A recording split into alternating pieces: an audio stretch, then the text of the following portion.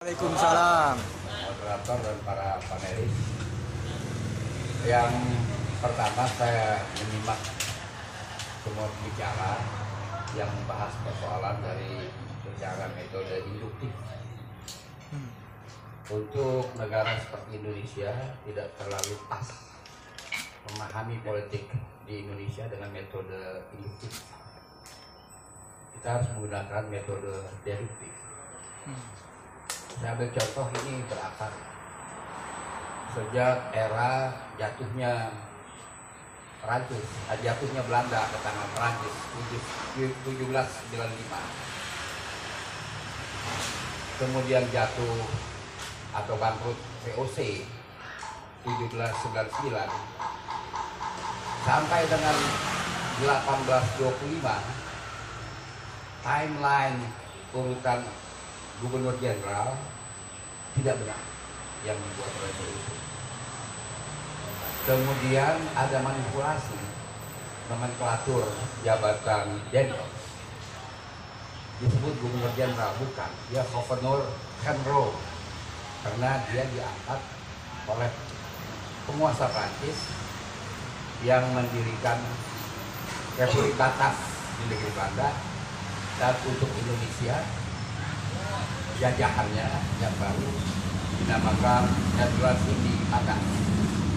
Mereka mengedarkan koin 1825. Jadi kekuasaan Prancis itu lebih dari seperempat abad di Indonesia. Yang ingin saya katakan, Prancis nggak pernah mengganggu manipulasi sejarah oleh Belanda. Istana negara, Istana Bogor itu dibuat oleh Prancis. Belanda nggak bikin apa-apa, kecuali Stadhuis di kota yang mereka sebut kota tua, padahal itu kota Inter namanya, dan arsip di Gajah Mada. Arsitekturnya lain, tapi kalau kita lihat gedung-gedung di lapangan Banteng, kita lihat gedung Museum Seni Rupa, kita lihat gedung-gedung di Pejambon, itu arsitektur. Dan tidak mungkin kalau Jenderal cuma 3 tahun bisa membangun jalan Anyar Panarukan. Yang ingin saya katakan di sini adalah selalu permainan global. Ketika tentara Inggris diminta bantuannya oleh Belanda untuk menggempur Prancis pada tahun 1811 bulan Agustus, dihadapi oleh Prancis dan terjadi pertempuran Jatinegara Agustus 1811. Ya, saya itu permainan global. Dan kejatuhan reformasi itu menurut surat-surat kabar Eropa dan menjadi headline surat kabar Eropa pada tanggal 22 Mei 1998 bahwa telepon Madeleine Albright suatu kuda deras bagi Soeharto, kurang yang mematikan itu semua orang Eropa dan belajar lagi. Jadi Madeleine Albright, para pejuang reformasi, Soeharto jatuh bukan oleh kena Anda, tapi oleh telepon Madeleine Albright. Lalu kemudian NDI mengkonsolidasi para anggota MPR diundang ke Cikarang, lalu terjadilah perubahan yang banyak diprotes sampai sekarang. Nah, kaitannya dengan yang sekarang ini apa? Kita tidak bisa lepaskan dengan situasi global, perang Laut Cina Selatan yang menetap, dan situasi lain dan perubahan di Amerika Serikat. Ketika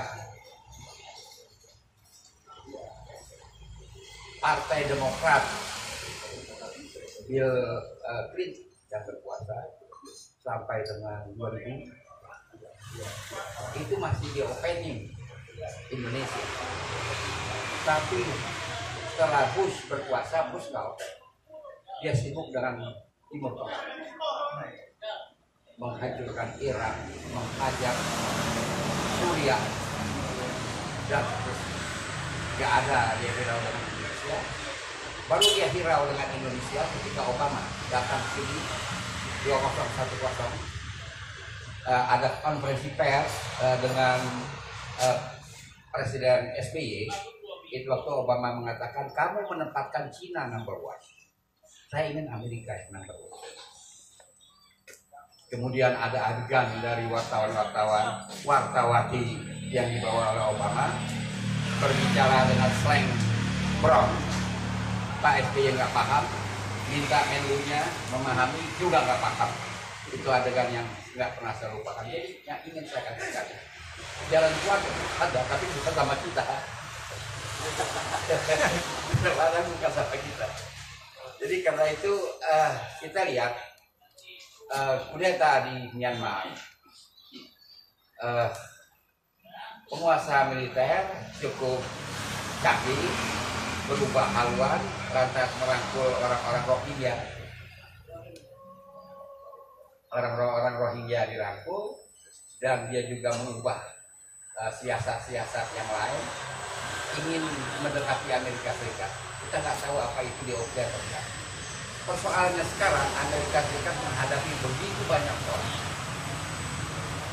Dia harus menyelesaikan Suriah yang diganggu terus oleh Irak dengan bombardemen di selatan Suriah. Kemudian dia harus menyelesaikan Pangeran Bandar bin Salman yang sudah disampaikan oleh Joe Biden terkait dengan kasus pembunuhan wartawan Kashmir. Dia masih harus menyelesaikan Yemen, di mana banyak negara-negara Arab masih berada di situ. Dia masih harus menyelesaikan Iran yang polisi luar negerinya susah ditebak. Lalu Laut Cina Selatan. Laut Cina Selatan point of no return buat Amerika Serikat. Karena pada era Obama 2010, 5 financial system Amerika antara lain yang Hillary Clinton terlibat itu dikruk habis-habisan oleh nasabahnya, yaitu orang-orang Yahudi. Uang yang sebanyak itu dioper ke China. Oleh China tidak banyak yang digunakan untuk investasi, tapi lebih banyak untuk dihutangkan kembali, termasuk di sini. Seluruh negara penghutang telah membuat statement kecuali Indonesia bahwa dia nggak mampu bayar. Yahudi korek. City of London. Jadi bukan tukang komputer, saya pada lihat itu mah kecil di dalam sistem Yahudi kecil. Tapi itu City of London. City of London adalah sebuah power system control yang dikendalikan oleh top Yahudi. Dinamakan City of London karena pada ketika London diserbu oleh Romawi, hancur hancuran. Hati sama sekali Romawi begitu tabiatnya. Peradaban fisikal tinggi, arsitektur yang sampai gini hari menarik, tapi dalam political behavior jelek. Yang pertama kali membangun bangunan di London yang hancur itu adalah orang Yahudi. Kota itu disebut dalam terminologi politik City of London.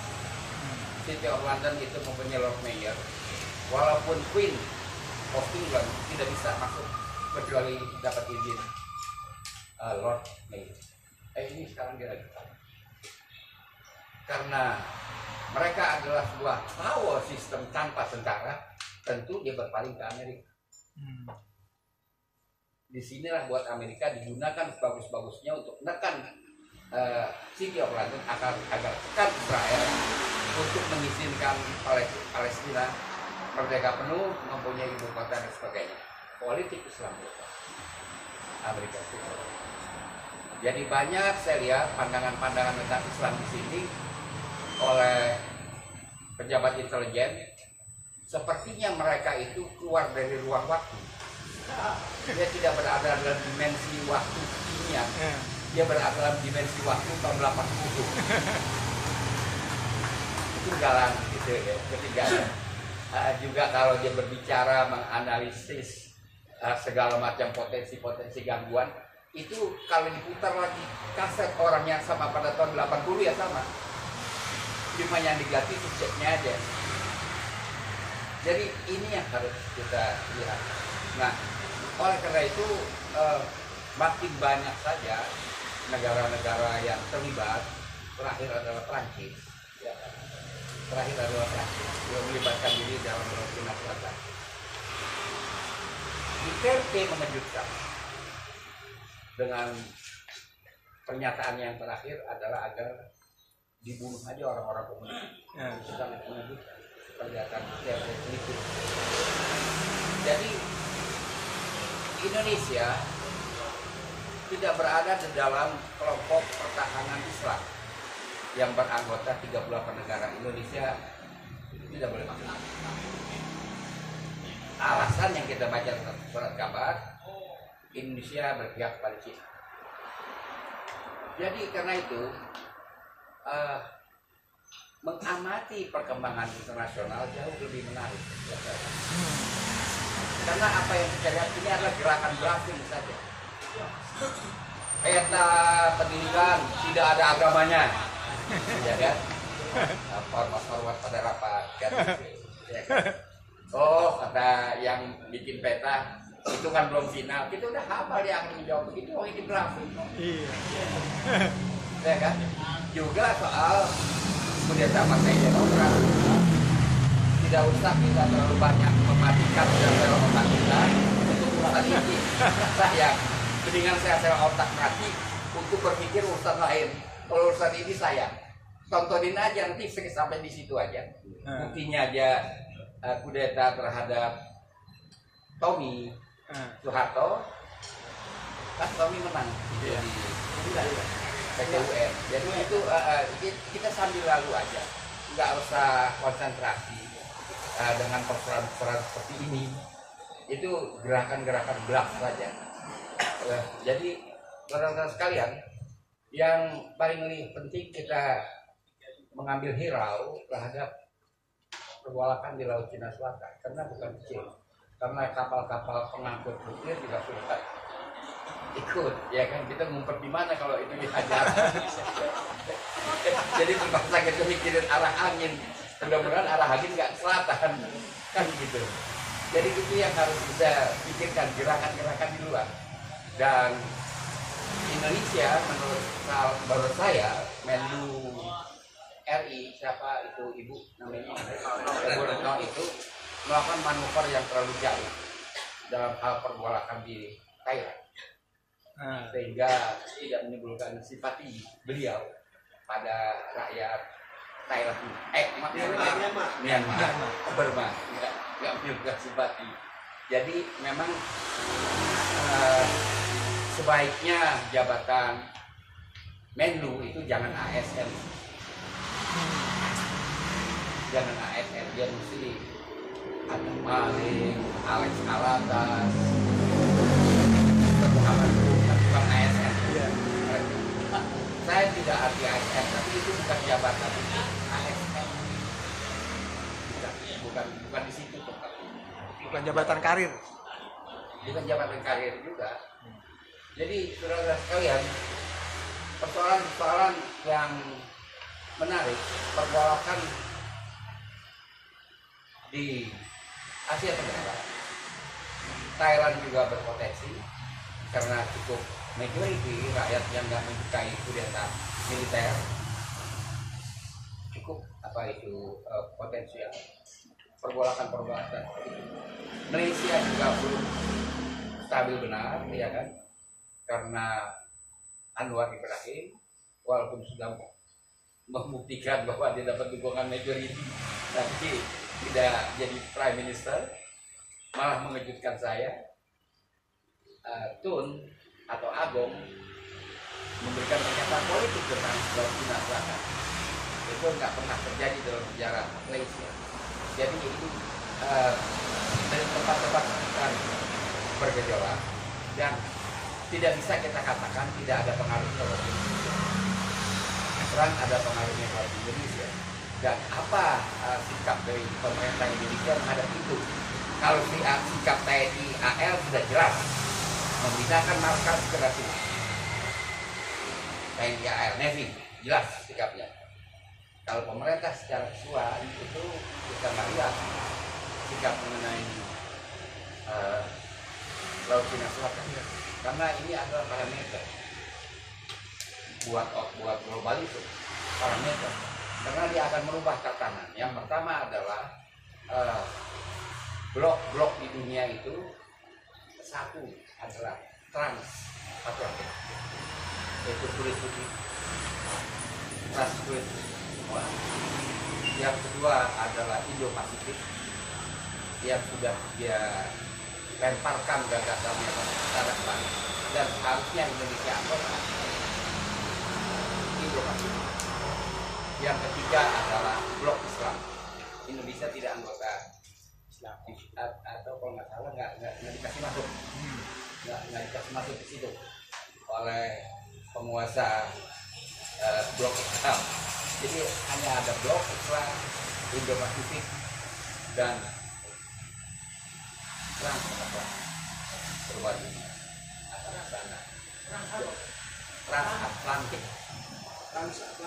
Transatlantik, dan dia itu nanti penguasanya. Itu sudah diucapkan pada pidato pertama di depan umum oleh Joe Biden lewat Zoom. Jadi ini di mana kita mau menempatkan kita? Saya bicara kita semua, saya nggak bicara yang berkuasa atau tidak berkuasa, kita semua di mana? Ada saudara tadi siapa namanya yang bicara di pulang ya? Isti Nugroho. Bin.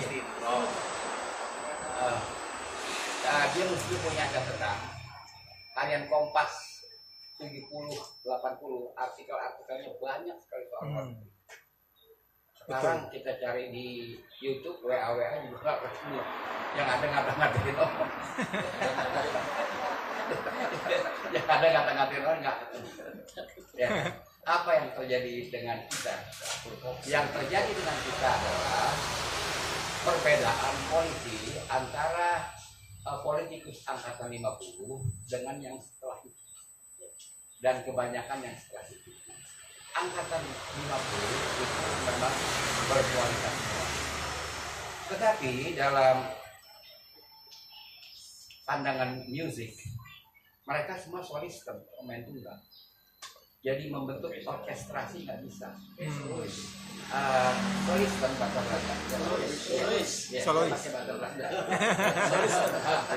Musik. Mereka semua solisten. Jadi nggak bisa membentuk orkestrasi. Kabinet pendek-pendek saja umurnya, ya kan? Mereka semuanya jago deh, ya kan? Membaca partitur sebenarnya bisa. Kalau orkestrasi kan mesti baca partitur, dia nggak mau. Dia pemain solo tunggal, organ tunggal. Nah kalau sekarang itu baca partitur juga dia nggak bisa. Dan sekarang yang ada sekarang bukan politikus tapi pekerja politik. Pekerja politik. Jadi sebenarnya apa perlu partai politik atau sarekat pekerja politik? Jadi perlu. Kita nggak dapatkan pemikiran-pemikiran dari dulu. Dari rapat-rapat partai yang kita temukan pemikiran-pemikiran bagaimana pada tahun 50. Apakah sarekat pekerja politik saja? Dan apakah sarekat pekerja politik ini kalau dibentuk? Karena dalam Undang-Undang Dasar 45 yang asli kan partai politik nggak ada. Sarekat pekerja politik ini kalau dibentuk, apakah harus strukturnya seperti sekarang? Di Amerika Serikat kita nggak tahu siapa ketua umum Partai Demokrat, siapa ketua umum Partai Republik, kita nggak tahu. Kapan seperti sekarang? Itu harus dipikirkan ulang, karena sebenarnya kalau kita lihat dari segi sosiologi itu ada haus kuasa, itu tendensi haus kuasa luas di mana-mana. Sebenarnya mekanisme ekonomi Indonesia bergerak bukan oleh kerajaan, bergerak oleh zona ekonomi. Tata tertib masyarakat bukan oleh kerajaan, tapi oleh kuasa adat. Orang di Ponorogo kan orang adat, Patimura juga orang adat. si Singamangaraja juga perang ada. Nggak ada kerajaan yang perangnya semudah. Ada. Tetapi kerajaan yang sedikit itu menjadi konsep ideal bagi kebanyakan orang. Padahal seperti Jakarta, Lampung, Banda Aceh, Banda Neira, Saparua, itu kan zona ekonomi kaya. Kok nggak mau bikin kerajaan? Mereka berpikirnya efisien. Raja dipanggul-panggul, yang tukang panggul kan mesti dibayar. Raja kalau duduk sebelah kiri orang bersila satu lusin, sebelah kanan bersila satu lusin, kan mesti dibayar. Kalau raja mau kawin lagi dia cuma satu cewek, kan pakai kas istana. Jadi banyak orang-orang di zona ekonomi nggak mau bikin kerajaan.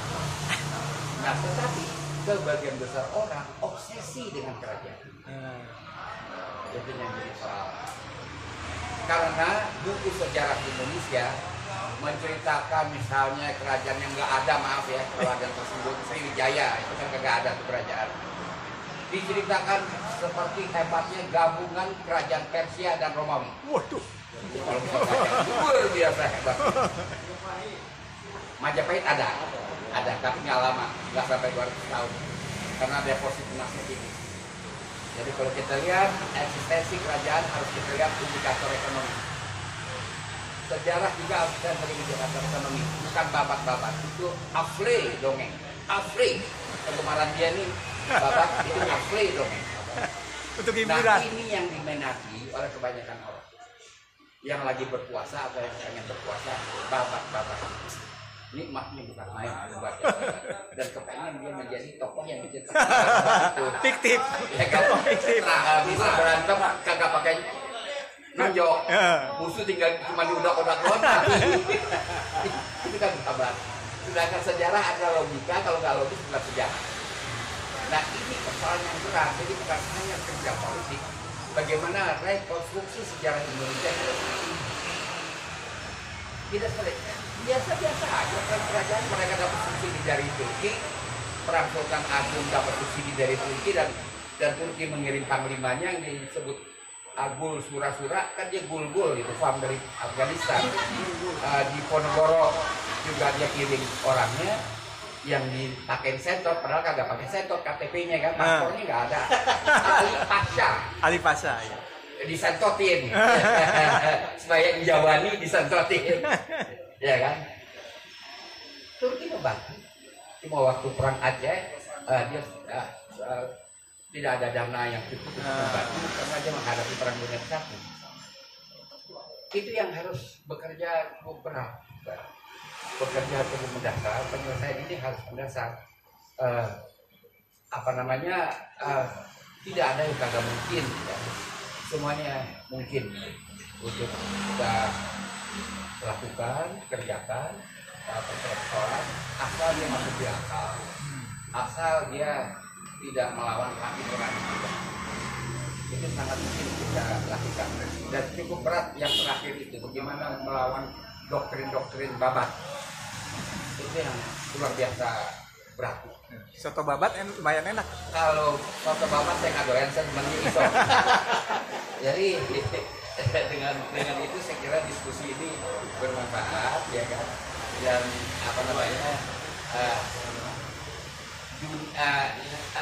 we are the world ya. Jadi nggak bisa eksklusif persoalan Indonesia oleh Indonesia saja. Iya. Kalau itu mengganggu lingkungan, misalnya apa yang mengganggu lingkungan? Kalau kita miskin papa, berapa? Tadi saya diantar sama mobil panitia itu lewat kamera SKA. Biasanya ramai hijau ojek nunggu sewa yang turun dari kereta ini nggak satu biji hijau yang ada. Kita udah tahu dari indikator itu. Kalau keadaan kita parah, itu semua negara tetangga keberatan. Takut kita jadi migran di situ. Keberatan. Jadi sedangkan kemiskinan kita ini di maintain, miskin, kagak baik-baik, tapi nggak boleh melarat. Iya. Miskin terkendali. Miskin terkendali, miskin terpimpin, kemiskinan yang terpimpin. Oleh Itu yang kita alami. Jadi nggak boleh sampai keluar melarat. Kalau keluar melarat akibatnya bagi regional, orang akan migran dengan cara apapun, pergi ke negara-negara tetangga dengan cara apa. Mudah-mudahan nggak sampai begitu. Ya kalau udah sampai begitu, menjelang begitu, saya kira nggak tahu ya apa yang akan terjadi dengan negeri ini, ya kan? Saya nggak tahu. Tapi kira-kira perubahan itu suatu hal yang niscaya. Tidak mungkin nggak ada perubahan. Siapa yang pernah menghayal Saddam Hussein jatuh? Saya kan di sana waktu perang Irak. Kita mengalami bombardemen 1.500 sorti selama itu. Satu sorti adalah satu misi penerbang. Itu akan dilakukan pada Cina, kamu enggak? Akan dilakukan. Enggak ada soal. Saya menyaksikan. Karena hotel saya juga dibom. Rashid Hotel di Baghdad. Bukan dibom, dihajar pakai tomato. Saya menyaksikan langsung bergelimpangan kepala-kepala tanpa tubuh-tubuh tanpa kepala. Jadi itu akan dirasakan. Jangan dipikirkan, dia nggak tega lah kita, tidak ada cerita. Karena itu kita banyak mendekatkan diri kepada Tuhan, ya kan? Kita jaga lidah kita, jaga Udah selesai itu. ada persoalan. Udah selesai itu, Mbak. Apa ya? Udah selesai kalau mendekati. Jangan sampai ada masalah-masalah ya yang nggak perlu. Iya, yang konyol-konyol. Yang nggak perlu. Tahan amarah, nggak usah memaki-maki. Orang juga nggak berubah sifatnya dengan kita maki-maki. Betul.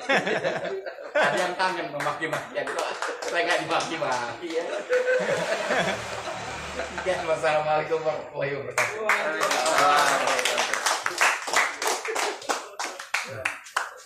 Paham globalis. Oke, Menuju Indonesia makasih, Merdeka bersama Ridwan. teman-teman. Kita buka 3 pertanyaan untuk harus apa? Berdasarkan amandemen Undang-Undang Dasar tahun 2002 secara legal formal Indonesia bubar.